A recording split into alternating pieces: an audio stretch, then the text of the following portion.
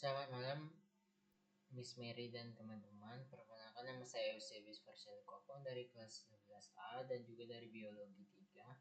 Di sini saya akan menjelaskan penyakit batu empedu. Pertama-tama saya akan menjelaskan penyebab dari batu empedu. Nah, kenapa sih batu empedu bisa terjadi? Menurut beberapa ahli, menurut beberapa penelitian, batu empedu ini tidak jelas apa yang menyebabkannya, jadi belum tahu apa yang menyebabkan batu empedu ini terjadi. Nah, para ahli juga berpikir bahwa batu empedu ini terjadi ketika yang pertama, empedu mengandung terlalu banyak kolesterol. Nah, empedu ini biasanya mengandung kayak bahan kimia gitu untuk melarutkan kolesterol yang dikeluarkan oleh hati. Namun, kalau misalnya hati ini mengeluarkan lebih banyak kolesterol daripada larutan empedunya, larutan kimia yang ada di empedunya, itu akan juga menyebabkan kelebihan kolesterol dan juga akan menyebabkan penumpukan sehingga terjadinya batu empedu. Yang kedua, empedu mengandung terlalu banyak bilirubin. Nah, bilirubin itu adalah semacam pigmen warna untuk meminimalisirkan darah atau meminimalisirkan agar racun di dalam tubuh itu bisa keluar melalui urea.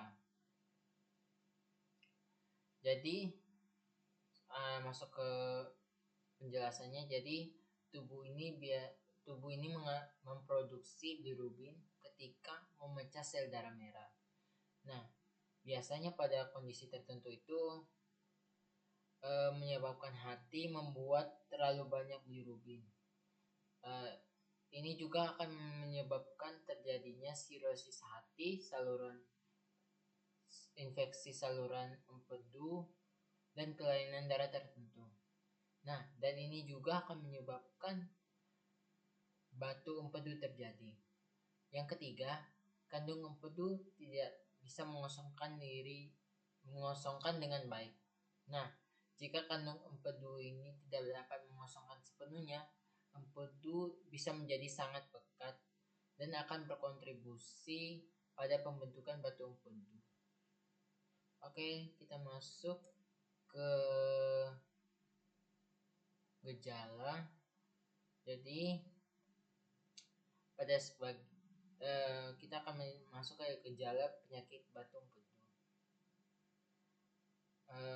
Ada beberapa gejala dari batu empedu. Yang pertama, adanya rasa sakit yang tiba-tiba dan meningkat dengan cepat di bagian kanan atas perut.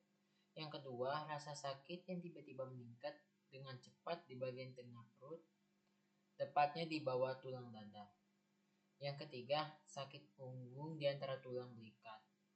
Yang keempat, adanya sakit di bahu kanan. Yang kelima, mual dan muntah. Dan biasanya bisa terjadi nyeri di bagian perut, bisa berlangsung dari beberapa menit hingga beberapa jam. Oke, kita masuk ke pencegahan. Nah, jadi ada beberapa pencegahan dari batu empedu. Yang pertama, tidak melewatkan makan. Nah, kawan-kawan bisa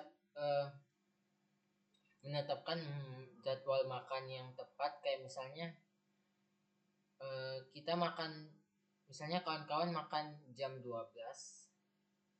di hari ini, besoknya kawan-kawan juga harus makan di jam 12 siang gitu. Jadi nggak boleh lewat dari jam makan yang biasanya kita makan. Jadi itu bisa meminimalisirkan agar tidak dapat meningkatkan resiko batu empedu. Yang kedua, menurunkan berat badan secara perlahan. Nah, teman-teman juga bisa menurunkan berat badan secara perlahan dengan cara nge-gym, lari, dan jogging. Eh, Biasanya target untuk menurunkan berat badan ini dilakukan 1 atau 2 kilogram dalam seminggu. Yang ketiga, tingkatkan asupan makanan yang berserat tinggi. Nah, kawan-kawan juga bisa menyertakan lebih banyak makan makanan yang kaya akan serat dalam asupan sehari-hari. Misalnya seperti buah-buahan, biji-bijian, sayur-sayuran, dan lain-lain. Yang terakhir, mempertahankan berat badan yang sehat. Nah, berat badan yang sehat itu adalah berat badan yang ideal. Jadi, kawan-kawan bisa memastikan agar berat badan kawan-kawan itu bisa ideal atau sesuai dengan prosedur. Jadi ini juga akan mengurangi dan meminimalisirkan agar tidak terjadi batu empedu. Oke, selanjutnya kita masuk ke pengobatan. Jadi ada dua tipe cara pengobatan. Yang pertama, perawatan non bedah. Di sini yang pertama dapat melakukan terapi pelarutan oral. Nah, cara kerjanya ini biasanya mencakup penggunaan obat urisodiol dan chenodiol untuk memecah batu empedu. Jadi obat-obatan ini mengandung asam empedu yang bekerja untuk memecah batu. Yang kedua, tetapi kita masuk yang masih yang penjelasan terapi pelarutan oral.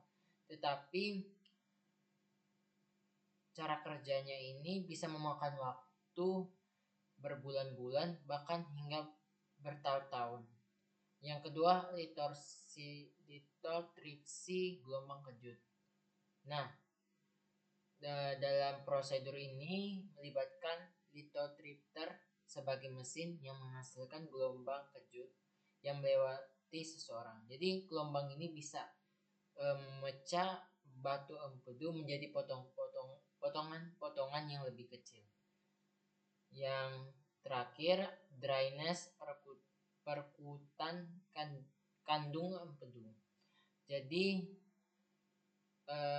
cara kerjanya ini juga melibatkan penempatan jarum steril di dalam kantung empedu untuk menyedot atau mengeluarkan empedu atau mengeluarkan batu empedu. Jadi dokter akan memasukkan alat yang berupa selang untuk membantu dryness tambahan. Yang kedua, kita masuk ke pembedahan. Ada dua jenis kolesistektomi. Yang pertama, kolesistektomi laparoskopi. Jadi dalam prosedurnya dokter bedah itu biasanya akan membuat 3 atau 4 sayat pada perut. Nah, lalu kemudian dokter akan memasukkan perangkat kecil yang menyala ke salah satu sayatan untuk memeriksa batu dengan hati-hati dan mengeluarkan kantong batu empedu. Yang kedua, kolesistektomi terbuka. Jadi prosedur ini melakukan operasi yang biasanya dokter lakukan ketika kantong empedunya itu meradang atau terinfeksi dan juga terluka. Nah, operasi ini juga dapat menyebabkan masalah terjadi selama kolesistomik laparoskopik.